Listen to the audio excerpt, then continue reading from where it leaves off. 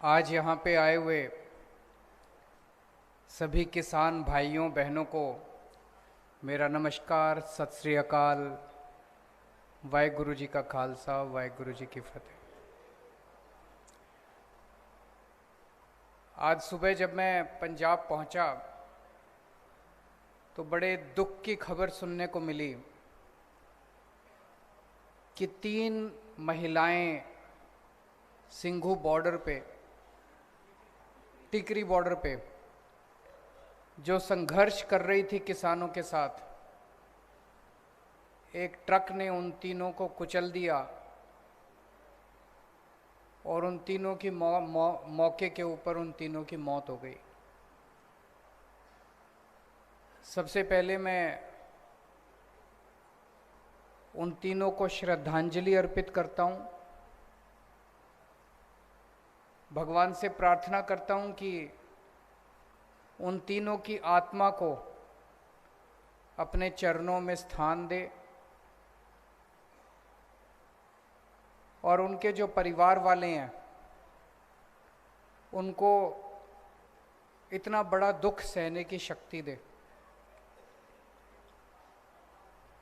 जो दोषी लोग हैं, जो ट्रक ड्राइवर है या जो भी लोग हैं, उनको तुरंत सरकार गिरफ्तार करके कड़ी से कड़ी सजा दे।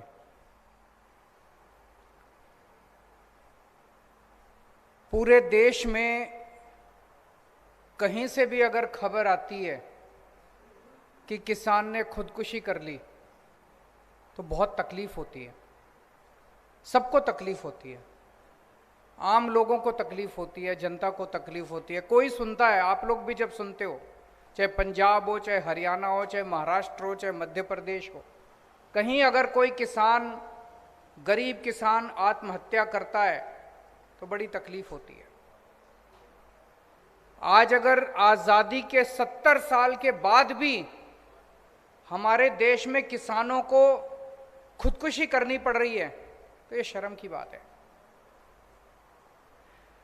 लेकिन दुख की बात ज्यादा यह है कि तकलीफ मेरे को होती है, तकलीफ आपको होती है, इन नेताओं को तकलीफ नहीं होती, इन पार्टियों को तकलीफ नहीं होती। जितने मर्जी किसान मर जाएं, जितने मर्जी किसान खुदकुशी कर लें, 1 साल से मुझे लगता है दुनिया का सबसे बड़ा धरना चल रहा है अभी सिंघू बॉर्डर और टिकरी बॉर्डर के ऊपर। दुनिया के इतिहास का सबसे बड़ा धरना चल रहा है। 1 साल से 11 महीने से ऊपर हो गए, 11 महीने से ऊपर वहां पे बैठे हैं। 600 से ज्यादा किसान अपनी शहादत दे चुके हैं, लेकिन इन पार्टियों और इन नेताओं के इनको कोई फर्क नहीं पड़ता। आज इस मंच से मैं एक बड़ा बयान देके जा रहा हूं। हो सकता है आपको ये लगे केजरीवाल बड़ी बात कर रहा है, ऐसे नहीं हो सकता। लेकिन केजरीवाल जो कहता है वो करता है। मैं बड़ा सोच समझ के बोलता हूं।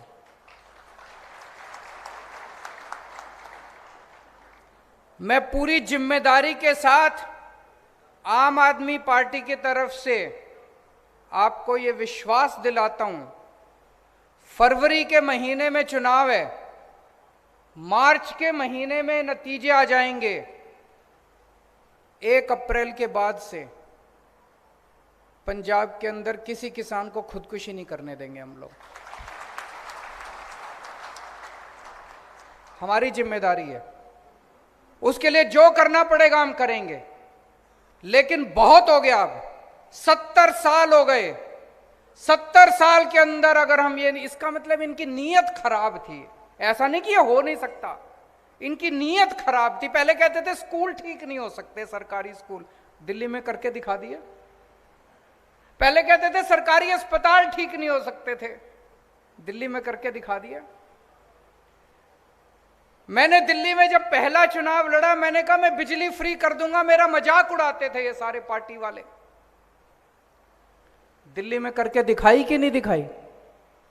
आज मैं आपको वादा करके जा रहा हूं, 1 अप्रैल के बाद से पंजाब के अंदर कोई किसान खुदकुशी नहीं करेगा। किसी किसान को हम खुदकुशी नहीं करने देंगे। अभी थोड़े दिन मैंने पढ़ा, मैं पंजाब की खेती के बारे में हम सब लोग मिलके पूरी प्लानिंग कर रहे हैं, बहुत बड़ी प्लानिंग है। मैं 1 महीने बाद फिर आऊंगा, वो सारी प्लानिंग आपके सामने रखूंगा और आपको यकीन दिलाऊंगा कि जो मैं कह रहा हूं वो ठीक कह रहा हूं। लेकिन आज मैं अचानक इसलिए आया हूं क्योंकि मैंने अखबारों में पढ़ा कि पंजाब के अंदर भी जैसे दिल्ली में बेमौसम बारिश की वजह से फसलें बर्बाद हो गई, पंजाब के अंदर भी बेमौसम बारिश की वजह से फसलें बर्बाद हो गई। पंजाब के अंदर भी गुलाबी सुंडी की वजह से फसलें बर्बाद हो गई और उसके ऊपर कोई कार्रवाई नहीं कर रही सरकार, ऐसा मैंने अखबारों में पढ़ा। इसलिए मैं उस मुद्दे के लिए आज यहां पे आया हूं। फिर अखबार में मैंने पढ़ा चन्नी साहब नए नए मुख्यमंत्री बने हैं। चन्नी साहब एक गांव में गए जहां पे गुलाबी सुंडी फसल बर्बाद हुई थी और वहां पे एक किसान को गले लगा लिया। उस किसान का नाम भी है, नाम याद नहीं आ रहा मेरे को। हाँ जी, हरप्रीत। उस किसान को गले लगा लिया और बोले मैं मुआवजा दूंगा, जिन जिन किसानों की फसलें बर्बाद हुई है सबको मुआवजा मिलेगा। सारे गांव के लोग बड़े खुश हो गए, उनको लगे यार अब एक मुख्यमंत्री आया है। अभी 1 हफ्ता पहले अखबार में खबर छपी, वो बेचारा हरप्रीत कह रहा है जी गले तो लगा लिया मेरे को, सारी बसों के पीछे फोटो भी चिपका दी मेरी गले लगते हुए। बोले 1 महीना हो गया अभी तक मुआवजा नहीं मिला। जिसको गले लगाया उसको भी मुआवजा नहीं दिया, जिस गांव में गले लगाया उस गांव के लोगों को भी मुआवजा नहीं दिया। मैं चन्नी साहब को, कई लोग मेरे को आते हैं, मेरे को कहते हैं चन्नी साहब आजकल आम आदमी की नकल कर रहे हैं। मैं चन्नी साहब को कहना चाहता हूं, चन्नी साहब आम आदमी की नकल करना बड़ा आसान है, अमल करना बड़ा मुश्किल है। वादे करने बड़े आसान हैं, वादे निभाने बड़े मुश्किल हैं। हम आम आदमी पार्टी वाले जो वादे करते हैं वो वादे पूरे भी करते हैं। तो मैं चन्नी साहब से अपील, और फिर मैं पंजाब की जनता को भी कहना चाहता हूं कि भाई जब ओरिजिनल आपके सामने खड़ा है तो फिर डुप्लीकेट को वोट देने से क्या फायदा।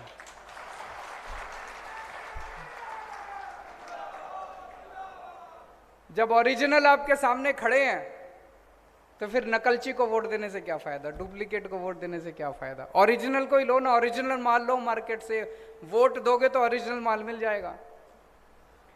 तो मैं आज चन्नी साहब से अपील करना चाहता हूं कि पहली बात, किसानों के साथ बैठ के, किसान जत्थेबंदियों के साथ बैठ के आप ये हिसाब लगाओ कि फसलों का जो बेमौसम बारिश से धान खराब हुई है उसका, और जो गुलाबी सुंडी की वजह से फसलें बर्बाद हुई है, नरमा बर्बाद हुआ है उसका, कितना लागत थी, कितना नुकसान हुआ। जितनी लागत थी कम से कम उतना तो भरपाई करो। ये 8,000 रुपए कहां से आ गया? 8,000 रुपए से तो किसी ने अभी बोला कि 40,000 रुपए दिए 5 एकड़ के, वो भी 37,000 काट कुट के दिए। 37,000 में हमारा क्या होगा? 37,000 में तो घर का खर्चा भी नहीं निकलेगा। तो जितनी लागत थी कम से कम उतनी लागत तो किसानों को दो। दिल्ली में हम दे रहे हैं। दिल्ली में 2015 में मेरी सरकार बनी, फरवरी के महीने में। अप्रैल के महीने में मेरे पास किसान आए, बोले जी हमारी फसल बर्बाद हो गई। मैं किसानों के साथ उनके गांव में गया, गांव के अंदर ही मीटिंग बुलाई सारे किसानों की। वहीं पे उन्होंने मेरे को सारी कैलकुलेशन करके दी। कैलकुलेशन करके उन्होंने बताया जी 18,000 रुपए एकड़ के हिसाब से हमारा नुकसान हुआ है। वहीं पे उसी गांव के अंदर अफसरों को हमने ऑर्डर करा, 20,000 रुपए एकड़ के हिसाब से हमने ऐलान कर दिया, और 3 महीने के अंदर, ऐसा नहीं कि ज्यादा, 3 महीने के अंदर सबके अकाउंट के अंदर पैसा चला गया। उसके बाद से लेके हमने पॉलिसी बना दी तब से लेके आज तक जितनी बार पिछले 7 साल के अंदर दिल्ली के अंदर किसानों की फसलें बर्बाद हुई है, हमने 20,000 रुपए एकड़ के हिसाब से उनको मुआवजा दिया है। तो मैं चन्नी साहब से कहना चाहता हूं, अपील करना चाहता हूं कि आप भी जितना बर्बाद जो फसल की लागत है उस लागत को कम से कम आप इनको दो। और मैं पंजाब के किसानों को कहना चाहता हूं कि अगर चन्नी साहब आपको आपकी लागत नहीं देते, मेरी आपसे हाथ जोड़ के विनती है, खुदकुशी मत करो, खुदकुशी मत करो। बड़ी तकलीफ होती है, हमें भी तकलीफ होती है, हमें अपना बेटा मान लो, छोटा भाई मान लो अपना, खुदकुशी मत करो। मैं समझता हूं, मेरे को किसान बताते हैं अगर हम फसल ना लगाएं, बोले तब भी चल जाता है, लेकिन अगर पैसा खर्च करके, खाद खरीद के, बीज खरीद के अगर हम फसल लगाएं, पैसा उठा के फसल लगाएं और फसल बर्बाद हो जाए, बोला फिर तो हम कहीं के नहीं बचते, हमको पैसा वापस करना पड़ता है, पैसा वापस करने को होता नहीं है, तो हम कहीं के नहीं बचते, इसलिए आत्महत्या करने को मजबूर हो जाता है किसान। मैं आप सबसे अपील करना चाहता हूं, सारे पंजाब के किसानों से अपील करना चाहता हूं, आत्महत्या मत करना। मार्च में सरकार बनेगी, अगर चन्नी साहब ने पूरा मुआवजा नहीं दिया, 30 अप्रैल तारीख नोट कर लो, 30 अप्रैल तक आपके अकाउंट के अंदर आपका पूरा मुआवजा चला जाएगा।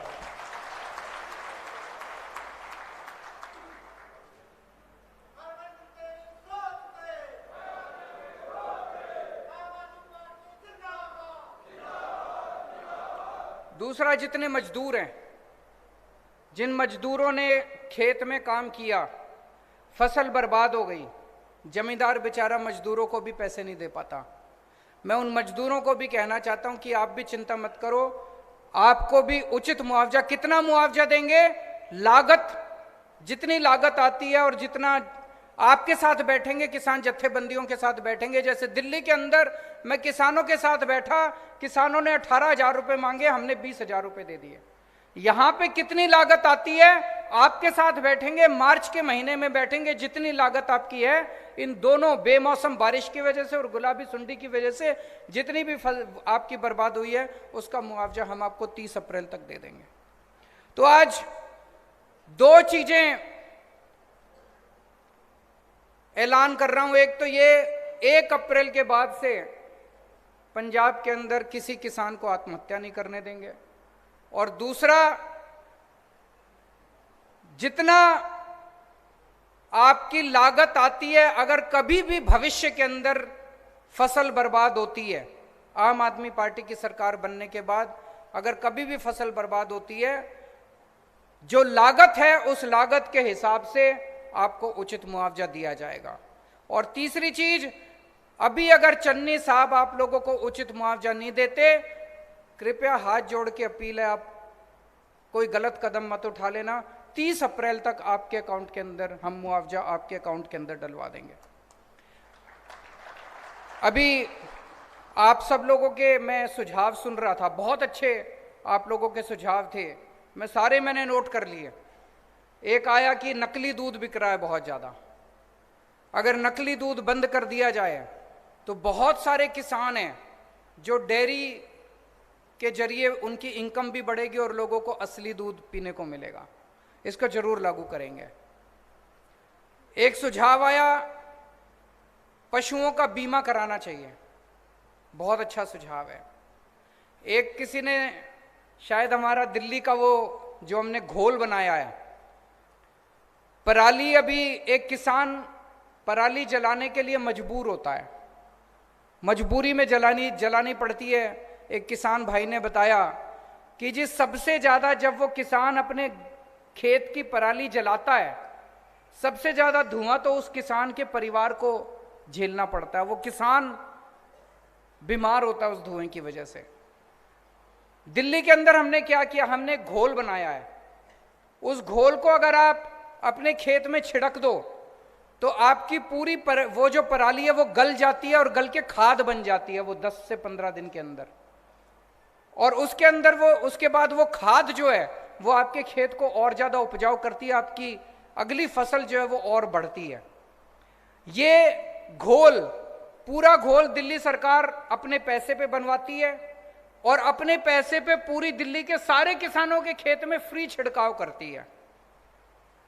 ये हम पंजाब में भी करेंगे। आपको पराली जलाने की जरूरत नहीं पड़ेगी, आपके खेतों के अंदर उस घोल का छिड़काव फ्री में करेंगे।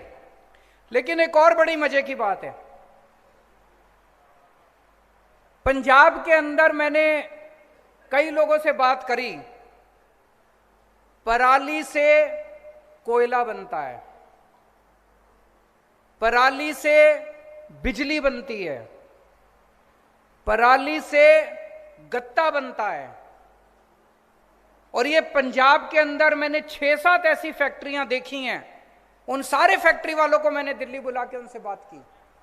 आप सोच के देखो, अगर पूरे पंजाब के अंदर हम इतनी सारी फैक्ट्रियां लगा दें जो पराली को इस्तेमाल करके कोयला बनाने लगे, बिजली बनाने लगे, एक तो किसान को 1000 रुपए एकड़ के हिसाब से पराली के पैसे मिलने लगेंगे, जलाने की जरूरत नहीं पड़ेगी।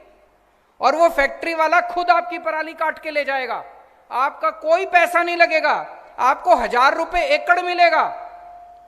और पूरे पंजाब के अंदर इतनी फैक्ट्रियां लग सकती हैं कि इतने बच्चों को रोजगार मिलेगा। अभी एक किसी ने बोला एग्रो प्रोसेसिंग इंडस्ट्री लगाने के लिए, बहुत अच्छा सुझाव है।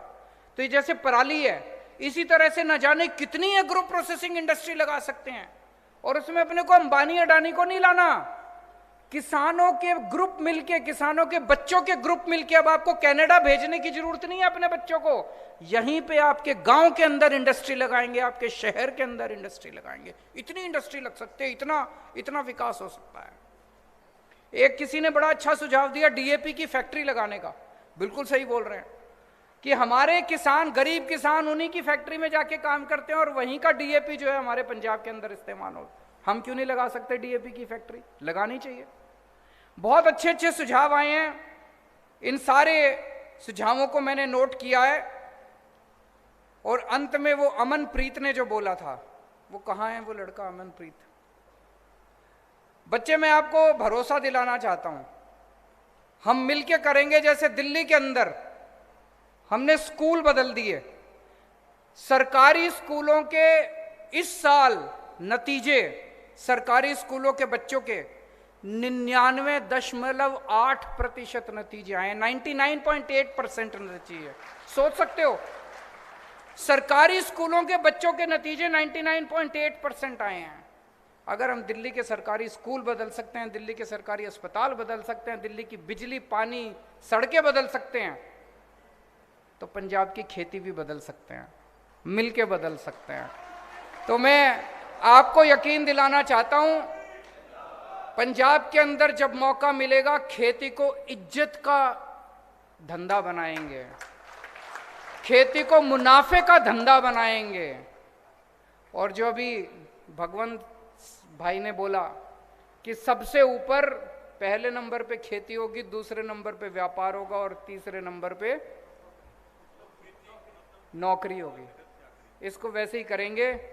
इसकी मैं पूरी, जैसा मैंने कहा, बहुत बड़ी प्लानिंग कर रहे हैं हम लोग। 1-1.5 महीने के बाद मैं दोबारा आपके बीच में आऊँगा, सारी पूरी प्लानिंग करके। आज केवल इस चीज़ के लिए आया था क्योंकि दिल में बड़ी तकलीफ हो रही थी कि किसान आत्महत्या कर रहे हैं। आज आपको ये कहने के लिए आया था, आत्महत्या मत कीजिए, इंतज़ार कीजिए। 6 महीने के बाद आम आदमी पार्टी की सरकार आ रही है, मिलके पंजाब को बदलेंगे।